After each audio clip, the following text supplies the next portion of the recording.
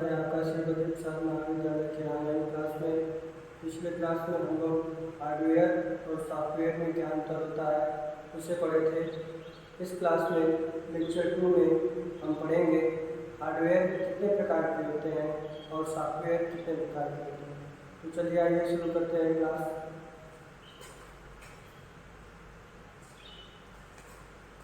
ये विद्यार्थियों, कंप्यूटर को दो हिस्सों में बांटा गया है, एक हार्डवेयर और दूसरा सॉफ्टवेयर। जैसा कि इससे पिछले वाले लेक्चर में आपको बताया गया था कि हार्डवेयर पार्ट होता है कंप्यूटर का अलग अलग, जो अगर खराब हो जाए तो उसे बनाया जा सकता है, ठीक। और जो आपका सॉफ्टवेयर है, सॉफ्टवेयर को डेवलप किया जाता है। इसके लिए बहुत ढेर सारी प्रोग्रामिंग लैंग्वेज का सहारा लेना पड़ता है। ये प्रोग्रामिंग लैंग्वेज आपकी HTML हो सकती है, जावा हो सकती है, .NET हो सकती है, .PHP हो सकती है। विशेष तमाम तरह की भाषाएं आती हैं जिनकी मदद से सॉफ्टवेयर बनाया जाता है, और तमाम तरह से पदार्थ प्रकृति में मौजूद हैं जिनकी मदद से हार्डवेयर के पार्ट बनाए जाते हैं। आइए जानते हैं इनपुट डिवाइस की परिभाषा। इनपुट डिवाइस कंप्यूटर का वह भाग है जिसकी मदद से कंप्यूटर को इंस्ट्रक्शन दिया जाता है। इनपुट डिवाइस को हिंदी में निवेश यंत्र भी कहते हैं। यानी कंप्यूटर कई अंगों से मिलकर बना हुआ है, उसमें से ऐसे अंग कंप्यूटर के जिनकी मदद से कंप्यूटर के CPU को कुछ संदेश दिया जाता है कोई कार्य करने के लिए। ऐसे अंग जिससे कंप्यूटर के CPU में संदेश भेजा जाता है, ऐसे अंग को या ऐसे यंत्र को इनपुट डिवाइस कहा जाता है, जिसकी मदद से हम अपनी सूचना कंप्यूटर के दिमाग तक भेजते हैं ताकि वह हमारी सूचना या समस्या का हल निकाल के हमें दे सके। अब आते हैं आउटपुट डिवाइस पे। आउटपुट डिवाइस की डेफिनेशन है जो इनपुट डिवाइस से निर्देशों को प्राप्त करने के लिए सक्षम होते हैं और उन्हें प्रोसेस करके परिणामों को हार्ड कॉपी या सॉफ्ट कॉपी के रूप में प्रदर्शित करते हैं।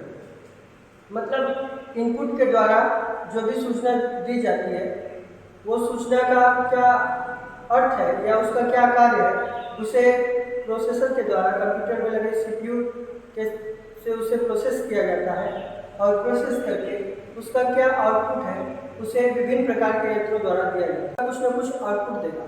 आउटपुट को रिसीव करने के लिए, आउटपुट को दिखाने के लिए, आउटपुट को लेकर के उसे प्रदर्शित करने के लिए, चाहे वो हार्ड कॉपी के रूप में प्रदर्शित किया जा रहा हो, जैसे प्रिंटर, आपका प्रिंटर के द्वारा प्रिंट किया जाता है चीज़ों को, यानी कि प्रिंटर के द्वारा उसे हार्ड कॉपी के द्वारा दिखाया जाता है, या फिर सॉफ्ट कॉपी के द्वारा, मतलब स्क्रीन पे वो चीज़ आपको आउटपुट के रूप में मिल जाती है, तो इसे हम आउटपुट डिवाइस कहते हैं। तो ये रहा आपका हार्डवेयर के पार्ट, इनपुट डिवाइस और आउटपुट डिवाइस। आउटपुट डिवाइस में कई सारी चीज़ें हैं, जैसे आपका डिस्प्ले है और भी चीज़ें, प्रोजेक्टर है, ये सारी चीज़ें आउटपुट डिवाइस है। तो आगे हम विस्तार से इसके बारे में जानेंगे। आइए अब चर्चा करते हैं आपके सॉफ्टवेयर। सॉफ्टवेयर में आपका एप्लीकेशन सॉफ्टवेयर है, सिस्टम सॉफ्टवेयर। सॉफ्टवेयर जैसा कि पिछली क्लास में डिस्कशन किया जा चुका है कि सॉफ्टवेयर सूचनाओं का एक समूह होता है जिसे प्रोग्रामिंग लैंग्वेज के द्वारा तैयार किया जाता है। प्रोग्रामिंग लैंग्वेज जैसे .NET, .java, .php, .xps, HTML, ये विभिन्न प्रकार के प्रोग्रामिंग लैंग्वेज हैं जिनकी मदद से सॉफ्टवेयर डिज़ाइन किए जाते हैं। सॉफ्टवेयर मुख्य रूप से दो प्रकार के होते हैं, एप्लीकेशन सॉफ्टवेयर और सिस्टम सॉफ्टवेयर। एप्लीकेशन सॉफ्टवेयर की जहाँ तक बात की जाए तो उसकी परिभाषा है कि ऐसे सॉफ्टवेयर जो किसी एक विशेष कार्य के लिए बनाए जाते हैं उन्हें एप्लीकेशन सॉफ्टवेयर कहते हैं। यानी कि किसी एक ही कार्य के लिए उन्हें डिजाइन किया जाता है। जैसे आपका मैप वाला सॉफ्टवेयर है, गूगल मैप जो सॉफ्टवेयर है उससे हम सिर्फ नक्शे के बारे में देख सकते हैं, कौन सी जगह कहाँ पे है। अगर उसे हमें सर्च करना हो तो हम गूगल मैप में उसे जाके सर्च कर सकते हैं। अगर हम गूगल मैप से ये सोचें कि फ़ोटो सुंदर एडिट करके बना लें तो हम नहीं बना सकते, क्योंकि गूगल मैप को सिर्फ मैप देखने के लिए डिजाइन किया है। यानी कि एक सॉफ्टवेयर को किसी एक विशेष कार्य के लिए डिजाइन किया जाता है, तो ऐसे सॉफ्टवेयर को एप्लीकेशन सॉफ्टवेयर कहते हैं। अच्छा, इसके बाद आता है आपका सिस्टम सॉफ्टवेयर। सिस्टम सॉफ्टवेयर में है ऐसे सॉफ्टवेयर जो पूरे सिस्टम को चलाने के लिए जिम्मेदार होते हैं, उन्हें सिस्टम सॉफ्टवेयर कहा जाता है। यानी कि ऐसे सॉफ्टवेयर जो पूरे सिस्टम को चलाते हैं, जैसे आपका लैपटॉप है उसमें विंडोज़ 7, विंडोज़ 8, विंडोज़ 10, अब तो विंडोज़ 11 भी आ चुका है। तो ये जो मेन सॉफ्टवेयर है जिसके अंदर खूब ढेर सारे सॉफ्टवेयर होते हैं और उन सारे सॉफ्टवेयरों का नियंत्रण मेन सॉफ्टवेयर के पास होता है, ऐसे सॉफ्टवेयर को सिस्टम सॉफ्टवेयर कहते हैं। हमारे और आपके जो स्मार्टफोन है उसमें भी सिस्टम सॉफ्टवेयर के रूप में एंड्रॉयड कार्य करता है। हमारा फ़ोन जब भी खुलता है या हमारा फ़ोन जब भी बंद होता है तो उसमें एंड्रॉयड का सिंबल और अंग्रेजी में लिख के आता है एंड्रॉयड, उसका मतलब कि वो मेन सॉफ्टवेयर है। और फ़ोन खुलने के बाद भी जो छोटे छोटे खूब ढेर सारे सॉफ्टवेयर रहते हैं जिनकी मदद से हम अनेकों कार्य करते हैं, वो सारे सॉफ्टवेयर आपके एप्लीकेशन सॉफ्टवेयर। तो ये आपका रहा हार्डवेयर और सॉफ्टवेयर को कितने प्रकार में बांटा जा सकता है। अब हम आगे इसी में देखेंगे कि इनपुट डिवाइस के उदाहरण क्या क्या हो सकते हैं। तो चलिए ये देखते हैं। इनपुट डिवाइस ऐसे डिवाइस जो कंप्यूटर के दिमाग तक सूचना को भेजते हैं या हमारी समस्या को भेजते हैं। जैसे हमारा नाम लिखना है AMAR, ये शब्द या ये नाम CPU के अंदर जाए और CPU के अंदर जाने के बाद ये आउटपुट डिवाइस यानी कि स्क्रीन के द्वारा मेन स्क्रीन पे दिखाई देगा। इसके बाद कंट्रोल की शॉर्टकट की या प्रिंट की मदद से हम इसे प्रिंट कर सकते हैं। यानी कि हमने क्या किया, हमने जो नाम मुझे प्रिंट करना है इसको हमने कीबोर्ड के माध्यम से कंप्यूटर के दिमाग तक लिया और फिर सॉफ्टवेयर की मदद से उसे प्रिंट कर लिया। तो हम अपनी सूचना को भेज रहे हैं, यानी कि हम डायरेक्ट कंप्यूटर के दिमाग से न जुड़ के इनपुट डिवाइस से जुड़ते हैं। हम किससे जुड़ते हैं? हम इनपुट डिवाइस से जुड़ते हैं। तो इस तरह से जितने भी इनपुट डिवाइस हैं ये सारे डिवाइस सूचना को, संदेश को, इंस्ट्रक्शंस को, कमांड को CPU के दिमाग तक ले जाने का कार्य करते हैं। इसके बाद का कार्य CPU में लगे हुए प्रोसेसर का होता है।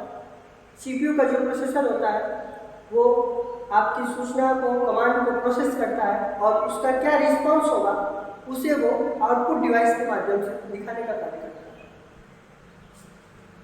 तो चलिए आइए देखते हैं एक एक करके इनपुट डिवाइस। ये आपका कीबोर्ड है, इसमें खूब ढेर सारी बटन होती है जिनके माध्यम से हम संदेश कंप्यूटर के दिमाग में भेजते हैं। ये आपका माउस है जो कंप्यूटर को चलाने और नियंत्रण करने में कार्य करता है। जॉयस्टिक एक ऐसा यंत्र है जिसकी मदद से हम बहुत ही आसानी से गेम खेल सकते हैं और उसका आनंद ले सकते हैं। इसके बाद अगला स्कैनर का काम किसी भी हार्ड कॉपी को सॉफ्ट कॉपी में करना। जो आपके हार्ड कॉपी है इसका सॉफ्ट कॉपी कंप्यूटर के स्क्रीन पर आ जाए। अब आप उसको जहाँ चाहे वहाँ मेल कर सकते हैं। कोई फॉर्म आपको भरना है तो उस फॉर्म को भर सकते हैं। फोटो हुआ, सिग्नेचर हुआ या अन्य कोई जरूरी कागज हुआ, आपका हाई स्कूल का मार्कशीट हुआ, इंटर का मार्कशीट हुआ, आप उसे स्कैन करके सॉफ्ट कॉपी के रूप में अपने पास रख सकते हैं, पेन ड्राइव में रख सकते हैं, ईमेल ID पर रख सकते हैं और जरूरत पड़ने पर उसका प्रयोग आप कर सकते हैं। इसके बाद आता है आपका वेबकैम।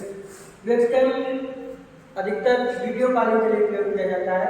इसके द्वारा आपका चित्र आपके सामने वाला जिसे आप वीडियो कॉल कर रहे हैं उसे दिखाई देता है। यानी कि ये कैमरा आपके लिए इनपुट का कार्य करता है, आपके फोटो को लेकर के दूसरे को दिखाने का कार्य करता है। इसके बाद आता है आपका माइक्रोफोन।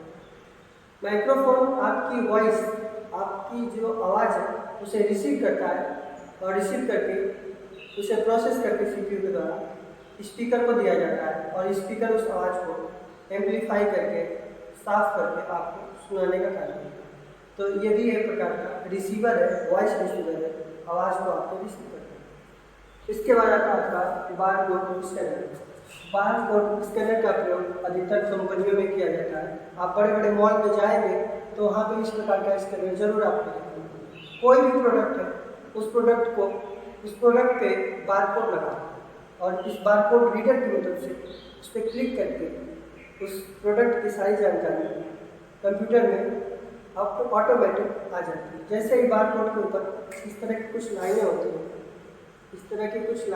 हैं जिसके ऊपर जब ये एक रेड कलर की लाइट यहाँ पे दिखती है, यहाँ से निकलती है, तो ये बारकोड स्कैन करके इसके प्रोडक्ट की सारी जानकारी कंप्यूटर पे ऑटोमेटिक दिखा रही है। तो इस प्रकार का ये बारकोड रीडर है जो इनपुट डिवाइस में करता है। इसके बाद ये आपका बायोमेट्रिक सेंसर है जो आपके विद्यालय में भी लगा हुआ है। इसमें आप अभी आई कार्ड से इनपुट देते हैं। आप चाहें तो यहाँ पे थंब से भी रख करके अपना बायोमेट्रिक यानी अपने हाथ की रेखाओं को यहाँ पे आप इनपुट के रूप में देंगे, तो ये ले करके उसे प्रोसेस करेगा और पुष्टि करेगा कि आप ही ऑथेंटिकेट करेगा आपको कि आप हैं या कोई दूसरा।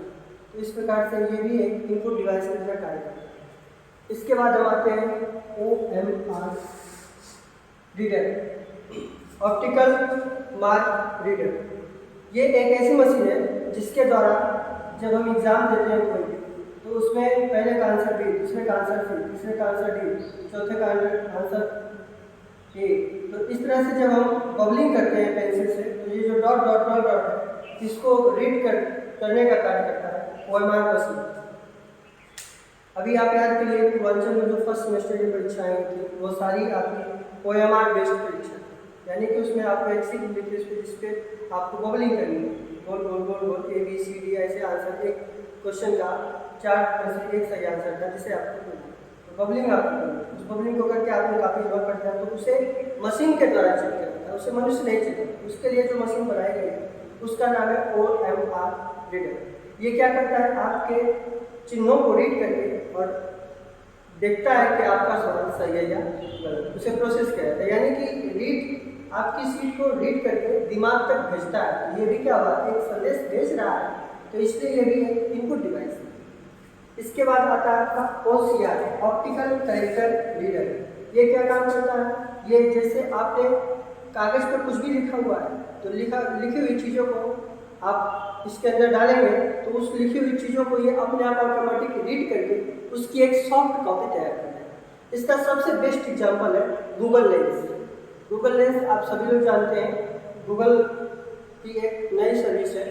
इसमें आप जैसे कैमरे पे क्लिक करके आप उस कैमरे को जिसके पास भी लेकर के जाएंगे, तो वो उस चीज़ को रीड करके और उसके बारे में नेट पे जितने भी अवेलेबल जानकारियाँ होंगी वो सारी जानकारी देंगे। तो इस प्रकार से ये ढेर सारे रहे आपके। इस प्रकार से आज के लेक्चर में हमने सीखा कि हार्डवेयर के कितने पार्ट होते हैं और सॉफ्टवेयर के कितने पार्ट होते हैं। हार्डवेयर में आपने इनपुट और आउटपुट सीखा, इनपुट में आपने इनपुट डिवाइस के एग्जाम्पल देखे। अगले लेक्चर में हम इनपुट डिवाइस को विस्तार से पढ़ेंगे। Thank you.